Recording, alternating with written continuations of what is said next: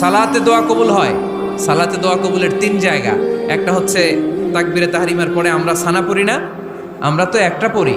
আল্লাহর হাবিব সুন্নাহ এবং নফল নামাজে আরো পড়তেন সানা, ওই দোয়া কবুল হয়। 2 নম্বর জায়গা সালাতে সেজদায় পড়ে দোয়া করলে কবুল হয়। আকরাবু মা ইয়াকুনুল আবদু মির রাব্বিহি ওয়া হুয়া সাজিদ ফাকসিরু ফিহি দুআ। বান্দা যখন সেজদায় লুটিয়ে পড়ে বান্দা আল্লাহর সবচেয়ে কাছে চলে যায়। কিন্তু বিশ্বনবী বলে সেজদাটা তোমার রবের কুদরতি পায়ের উপরে পড়েছে।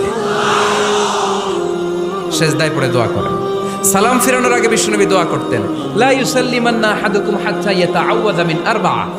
আল্লাহর হাবিব বললেন 4 জিনিস থেকে পানাহ না আছে আমার কোন উম্মত যেন সালাম না ফিরায়। তারা যেন পড়ে আল্লাহুম্মা ইন্নী আউযু বিকা মিন আযাবিল কবর, আউযু বিকা মিন আযাবি জাহান্নাম, আউযু বিকা মিন ফিতনাতিল মাহইয়া ওয়াল মামাত, আউযু বিকা মিন ফিতনাতিল মাসিহিদ দাজ্জাল। আল্লাহ কবরের আযাব থেকে বাঁচাও, আল্লাহ জাহান্নামের আগুন থেকে বাঁচাও, আল্লাহ জীবন